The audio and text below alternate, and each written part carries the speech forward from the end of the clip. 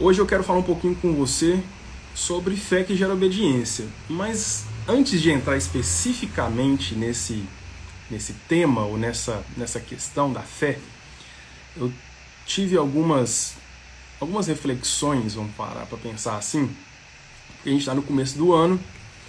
Início de ano normalmente é início de ciclo, não é verdade?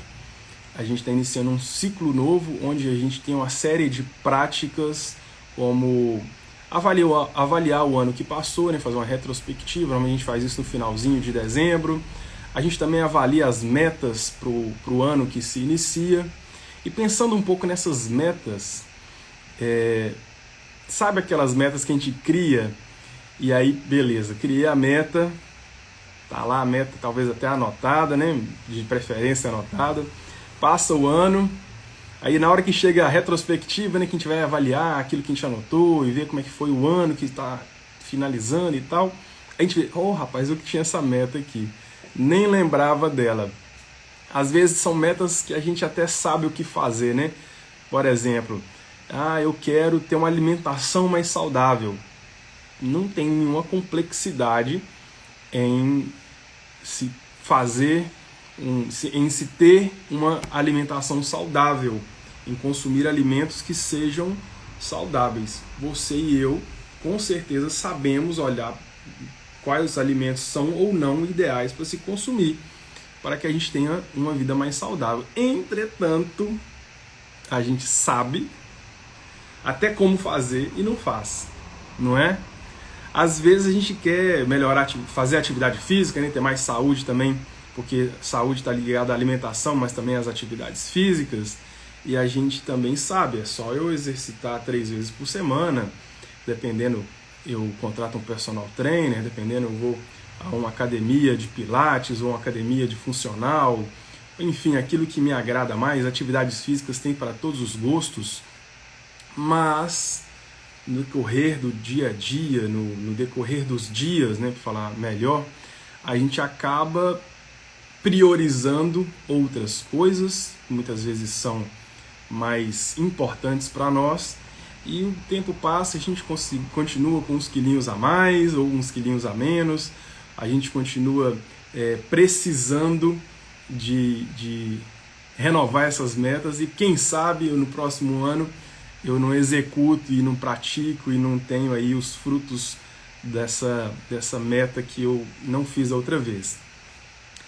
E para falar um pouquinho da fé, eu acho sempre importante a gente pensar nos conceitos, né? Ontem eu falei um pouco sobre a diferença do amor que a gente está acostumado a ver nesse mundo, né? No mundo secular, que é aquele amor do sentimento, porque eu gosto de você, então eu entendo que esse gostar é amar.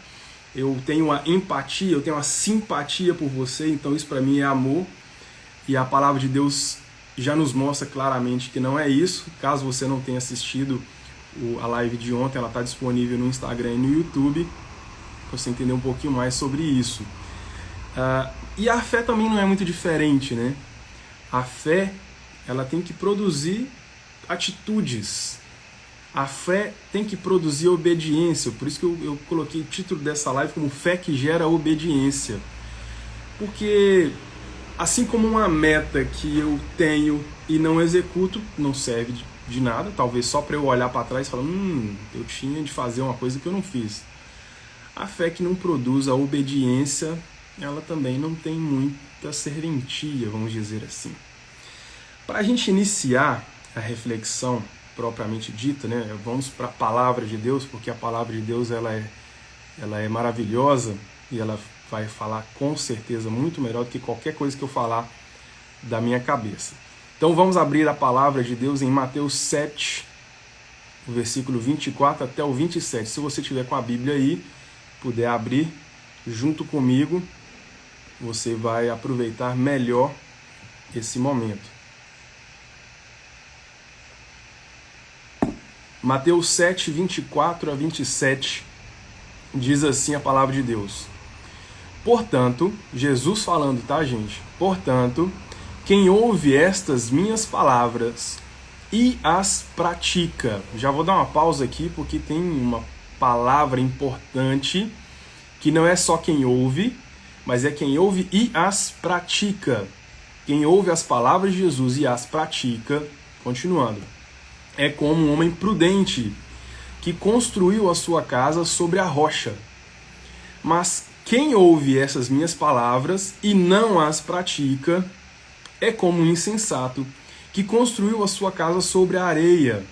Caiu a chuva, transbordaram os rios, sopraram os ventos e deram contra aquela casa, e ela caiu, e foi grande a sua queda. Ó, eu pulei um pedacinho do versículo aqui, eu vou ler de novo para a gente ver uma diferença entre uma e outra casa. Pulei aqui, vamos lá, de novo. Ó. Portanto, quem ouve essas minhas palavras e as pratica, é como um imprudente que construiu sua casa sobre a rocha. Até aí eu tinha lido, ok. Mas olha o que acontece depois. Caiu a chuva, transbordaram os rios, sopraram os ventos e deram de encontro àquela casa, e ela não caiu, porque tinha seus alicerces na rocha. Aí está a grande diferença. Duas casas construídas, uma sobre a rocha, outra sobre a areia. A gente conhece essa história muito bem, né? Conhecemos esse texto muito bem. E aquele que ouve essas minhas palavras e não as pratica, é como um insensato que construiu a sua casa sobre a areia. Caiu a chuva, transbordaram os rios, sopraram os ventos e deram contra aquela casa, e ela caiu, e grande foi a sua queda. São duas casas construídas por pessoas, e essa analogia da casa construída, que eu acho muito interessante, é que quem ouviu e praticou, construiu uma casa. Quem ouviu e não praticou, também construiu uma casa. Então, é importante a gente saber que a gente sempre está construindo alguma coisa. Sempre estamos construindo uma casa. A questão é aonde nós estamos construindo essa casa. Nós estamos construindo essa casa sobre a rocha, ou seja, estamos ouvindo e praticando, ou estamos construindo sobre a areia, sobre um alicerce fraco, frágil, que assim que ventar, a gente já está condenado a perder todo esse trabalho, todo esse desgaste de construir uma casa, vai cair junto com o vento e junto com a chuva. No final do Sermão do Monte, Jesus falou isso, né? Então, você está ouvindo os mandamentos de Jesus, você está ouvindo aquilo que ele fala, você está ouvindo os ensinamentos dele e executa ou não executa. Agora, o que isso tem a ver com fé? Porque nós não lemos nada sobre fé nesse texto, não é verdade? Pelo menos não especificamente sobre fé. Como que tem ouvir e praticar relação com ter fé? Já parou para pensar nisso? Eu queria ler, antes de responder essa pergunta, porque a palavra de Deus vai responder essa pergunta para a gente. Eu quero ler alguns exemplos com você de fé, que está em Hebreus 11. Então, se você abriu em Mateus 7, agora abra, por favor, em Hebreus 11, tá um pouquinho mais para frente aí no Novo Testamento. Hebreus 11, versículo 7, diz assim: Pela fé, Noé, quando avisado a respeito de coisas que ainda não se viam, movidos por santo temor, construiu uma arca para salvar a sua família. Por meio da fé, ele condenou o mundo e tornou-se herdeiro da justiça, que é segundo a fé. Então, uma pequena pausa aqui no versículo 7. Imagina só agora, Deus chegou para Noé e falou assim: então, Noé, tudo bem com você? Tranquilão, beleza? Vai acontecer o seguinte, mano, eu vou mandar água para rachar do céu, eu vou derramar um dilúvio aqui, e não vai sobreviver ninguém não. Você vai ter que construir uma arca, tá aqui o projeto da arca, eu quero que ela seja desse jeito, desse tamanho, desse tal. Você vai fazer uma arca e se não tem, vai ficar feio pro seu lado aí, feio para todo mundo. Te escolhi para isso, mano. Aí não vai falar assim: não, beleza, Deus, eu creio, eu tenho fé na sua palavra, eu ouvi, tenho fé, mas é que eu tô aqui no meio de uma série da Netflix e eu não sei, sabe assim, o tempo que demora para construir essa arca. Eu vou só terminar essa série aqui, que ela é rapidinha, falta só 6 episódios. E assim que eu terminar, a gente pega firme nesse negócio aí. Bom, ele não fez isso, nem tinha Netflix na época, né? Mas senão perde a graça da analogia. Mas Noé tinha outras coisas para fazer. Quando Deus chegou para ele e falou que ia haver um dilúvio e tal, ele não estava à toa. Não sei se existia rede naquela época, devia existir. Ele não devia estar na rede lá tomando água de coco, esperando o tempo passar, né? Olhando o céu limpo, sem nenhuma nuvem. Mas a questão é que ele foi construir uma arca. A fé de Noé foi expressa por aquilo que ele fez. Se ele não tivesse construído a arca, nós não estaríamos hoje falando sobre Noé. Estaríamos falando sobre outra pessoa que construiu a arca ao invés de Noé. E talvez estivéssemos usando Noé como um exemplo de pessoa que não teve fé, né? Mas graças a Deus que Noé usou a fé dele para executar a obediência, para obedecer a Deus. Vamos ler mais um exemplo de fé em Hebreus 11. Vamos ler agora o versículo 8, 9 e o 10. Vamos falar um pouquinho sobre Abraão, que é o pai da fé, né? Inclusive, se você for ler depois Hebreus 11 completo, você vai perceber que fala bastante de Abraão, porque realmente ele tem várias atitudes de fé. Hebreus 11, 8, 9 e 10. Pela fé, Abraão, quando chamado, obedeceu e dirigiu-se a um lugar que mais tarde receberia como herança, embora não soubesse para onde estava indo. Pela fé peregrinou na terra prometida, como se estivesse em terra estranha. Viveu em tendas, bem como Isaque e Jacó, co-herdeiros da mesma promessa. Pois ele esperava a cidade que tem alicerces, cujo arquiteto e edificador é Deus. Agora pensa comigo aqui. Deus falou com Abraão também, né? Então vamos imaginar essa fala. Eu não sei se você tem esse hábito, eu gosto de imaginar a situação, sabe? Imagina, tem um desenho antigo, eu acho que tem uma versão até mais recente dele, mas que também já é antiga, não lembro o nome agora, se alguém lembrar, quiser postar nos comentários. É um robozinho e tem dois irmãos, um menino e uma menina, e eles vão para o passado na Bíblia e eles assistem as situações, as histórias bíblicas presencialmente, né? Eles são teletransportados para o passado e esse robozinho vai lá e tal, acabam participando aí das histórias bíblicas, é muito legal. Então às vezes eu fico me imaginando como se eu estivesse lá, sabe? Deus chegando para Abraão, o Abraão já estava lá de boa, tranquilo, aqui no Brasil, né? Como tem pessoas que nos acompanham que não são do Brasil, mas a gente tem o sonho da casa própria, né? É Superbook, Daniel, obrigado. O nome do desenho é Superbook, tá? É bem divertido, eu gosto bastante. Mas a gente tem o sonho da casa própria, né? Agora imagina só, Abraão tá lá na casa própria dele, decoração do jeitinho que ele queria, do jeitinho que a esposa dele queria, tranquilão. Chega Deus e fala assim, então, o Abraão, tá tudo bem aí, mano, tranquilão, né? Beleza. Só que é o seguinte, eu tenho uma coisa muito melhor pra você. Só que eu não vou te mostrar, não. Você vai sair daí de onde você tá, do meio dos seus parentes, do seu conforto, e segue pra um lugar que eu vou te mostrar onde que é. Não esquenta a cabeça com os detalhes, não. Vem comigo, vem comigo. Aí Abraão para e pensa assim, poxa, mas sério mesmo? Tá tão tranquilo aqui, tô tão de boa. Poxa, não dá pra... Vamos deixar isso pro ano que vem? Porque eu já fiz os planos pra esse ano, sabe, Deus? E... mano... Vamos só pensar melhor. Vamos fazer o seguinte então, Deus. Me mostra onde é que é. Porque eu já me preparo emocionalmente mais pra esse lugar novo aí, que eu sei que vai ser maravilhoso. O Senhor tá falando que eu acredito, lógico que eu acredito. Mas eu queria só ver um pouquinho, sabe? Pra eu me sentir mais seguro. Bom, ele não fez isso, a gente sabe, né? Ele simplesmente pegou as suas coisas, que não eram poucas, e partiu no capinado, virou nômade, virou peregrino. Saiu andando por aí à luz daquilo que o Senhor tinha para ele. Sara devia ter ficado assim, né? Caraca, muito bem, isso é verdade, viu? Sara deve ter ficado brava também.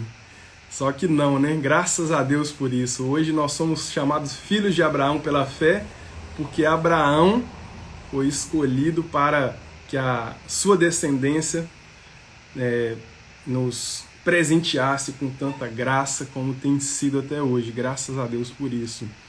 Bom, o fato é que Abraão obedeceu.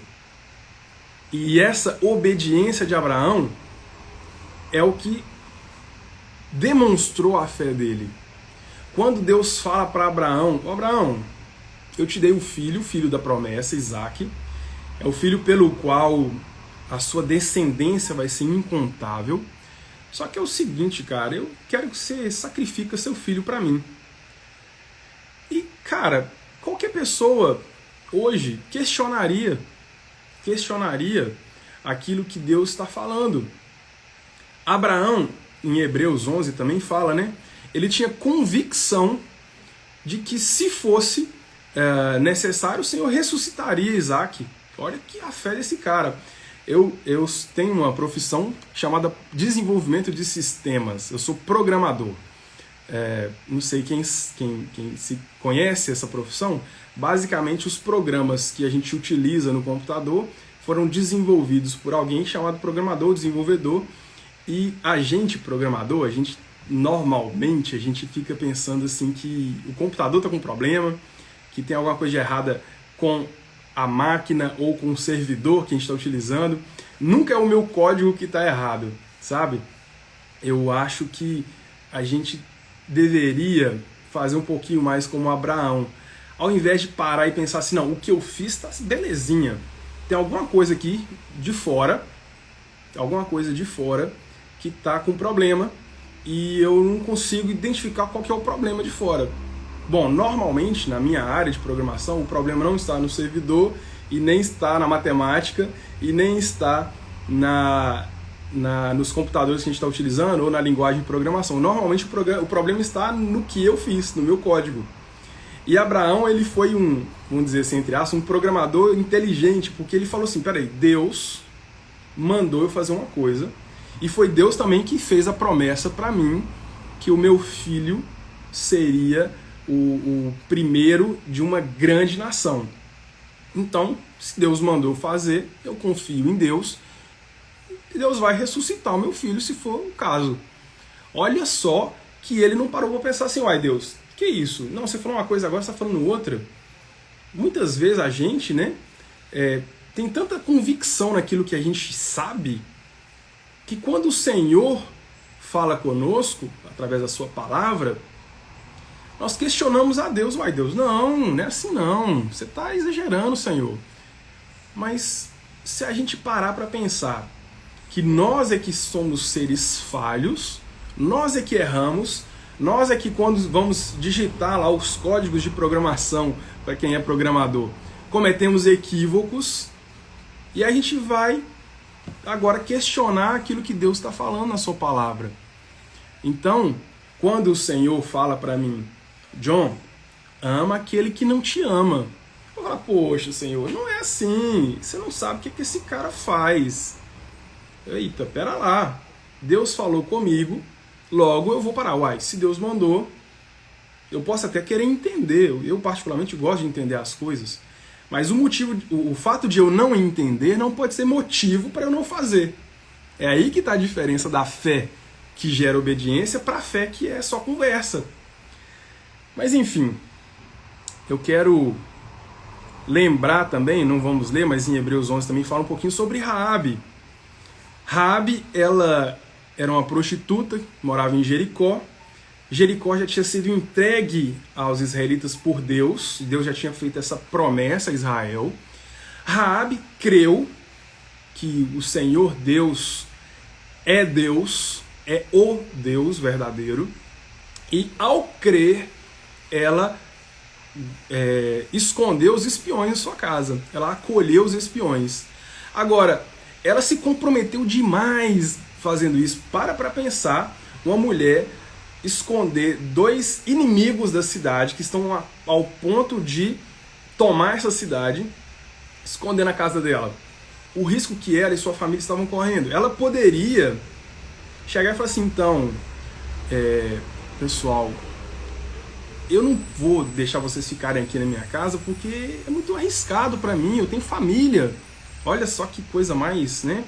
Ela não está pensando nela, ela está pensando na família dela. Eu tenho família, então eu não posso deixar meus pais, meus irmãos correr esse risco. Então faz o seguinte, ali ó, virando à direita, tem um lugar bem dark, bem sombrio, ninguém vai lá. Vocês podem ficar lá tranquilos, de boa. Ela guardou, ela escondeu, ela hospedou as pessoas, os espias, na casa dela. E essa atitude dela foi considerada como fé, porque foi consequência da fé dela no Senhor. Então, resumindo, a fé que não tem prática, a fé que não tem uma consequência visível, ou seja, a fé que não gera atitude, e essa atitude, eu falo obediência, se a minha fé na palavra não gera obediência à palavra, essa fé é só conhecimento. E conhecimento, gente, não resolve muita coisa. Um exemplo para a gente já entrar nos finalmentes. Imagine que você gosta de cozinhar, talvez você goste, talvez não. Eu não sou muito fã, para falar a verdade, mas acho que a analogia é interessante. Imagina só que você pegou na internet uma receita de um prato, ou de um bolo, ou de alguma coisa maravilhosa. Só de ler a receita, você sente o cheiro, é uma coisa fora de série. Aí você pega essa receita e estuda e lê e percebe que tem todo um sentido nos ingredientes, e você decora essa receita e maravilha. Um dia você está conversando com seu amigo, com a sua amiga, e você fala, gente, vocês precisam de ver a receita que eu encontrei, ela é uma receita assim, é uma receita tal, ela, nossa... Aí a pessoa fala assim, nossa, e ficou gostoso? Ah, não sei, eu nunca fiz não, eu só decorei mesmo, achei maravilhosa a receita, mas não vou fazer não, só queria saber a receita. Sabe, não faz sentido. Não tem sentido isso. Você vai pesquisar uma receita, se você gosta, é porque você quer fazer, é porque você quer executar. E qual é o sentido em ouvir a palavra do Senhor e não praticar? É como você ter uma receita maravilhosa que você nunca vai colocar em prática. Não faz sentido nenhum, não é verdade? E para a gente encerrar, eu queria ler dois textos bíblicos com vocês. O primeiro deles está em João 14, 21. É um bem conhecido da gente também. Diz assim, João 14, 21. Quem tem os meus mandamentos e lhes obedece, esse é o que me ama. Lembra do amor que a gente falou ontem? Tá aí, ó. O que é o amor? O amor é obediência. A fé, ela produz obediência também. Aquele que me ama será amado por meu Pai, e eu também o amarei e me revelarei a ele. Só ter o mandamento não serve. Você quer ter intimidade com o Espírito Santo? O Deus vivo, todo-poderoso, que habita em nós, precisa ter atitude, precisa obedecer. Para encerrar, acho que o texto mais claro na palavra, pelo menos que eu conheça, sobre fé e sobre executar, sobre ter atitude de acordo com a vontade de Deus. Tiago 1, nós vamos ler Tiago 1, do versículo 22 ao 25. Diz assim as Escrituras Sagradas: sejam praticantes da palavra e não apenas ouvintes, enganando vocês mesmos. Imagina só o cara construindo aquela casa, gente. Gastou tempo pra caramba construindo aquela casa que a gente leu lá no início, em Mateus 7. E construiu uma casa bonita, até que veio o vento, até que veio a chuva. Enganou a si mesmo, gastou tempo à toa. Então voltando agora em Tiago 1. Aquele que ouve a palavra, mas não a põe em prática, é semelhante a um homem que olha a sua face no espelho e depois de olhar para si mesmo, sai e logo esquece da sua aparência.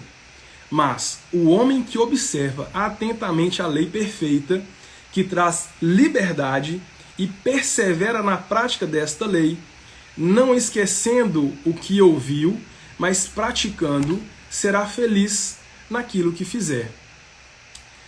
E o Evangelho, a palavra de Deus, ela é simples. Se a gente pegar os mandamentos de Jesus para a nossa vida, são mandamentos simples. São mandamentos simples. Nunca vi Jesus pedindo para ninguém fazer pirueta, mortal duplo, twist carpado para trás. É coisa simples. Mas muitas vezes, ou quase sempre, mexe com o orgulho do velho homem, mexe com o ego, com o eu. E se a gente não estiver disposto a abrir mão da nossa vida para executar, para obedecer aquilo que o Senhor tem para nós, que a gente sabe que é o melhor, que a gente tem fé que é o melhor, a gente tem fé que a palavra de Deus que diz que a vontade dele é boa, perfeita e eficaz. Nós temos fé nessa palavra, cremos que ela é verdade, mas se nós cremos que essa palavra é verdade, por que nós andamos sobre a nossa vontade e não a vontade de Deus? Não é uma pergunta interessante para a gente se fazer? Bem, eu falei no começo sobre as metas de ano novo, né? A gente faz metas, tem uma meta que eu particularmente gosto, eu gosto de ler. Então uma meta bacana que eu acho é você falar assim, eu vou ler 2 livros ou 3 livros por mês, ou enfim, alguma meta de leitura desse tipo. Vamos imaginar que a meta é ler 2 livros por mês.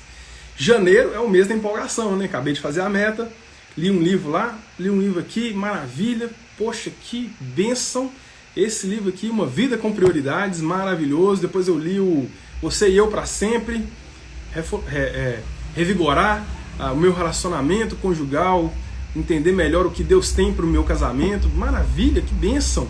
Aí fevereiro já é um mês que já tem umas lacunas, né? Então a gente acaba, vou lá para casa da minha mãe, vou fazer não sei o que e tal, não sei nessa questão de pandemia como é que a gente faria isso, mas enfim, mudou a rotina. Ih, rapaz, eu consegui ler metade de um livro só.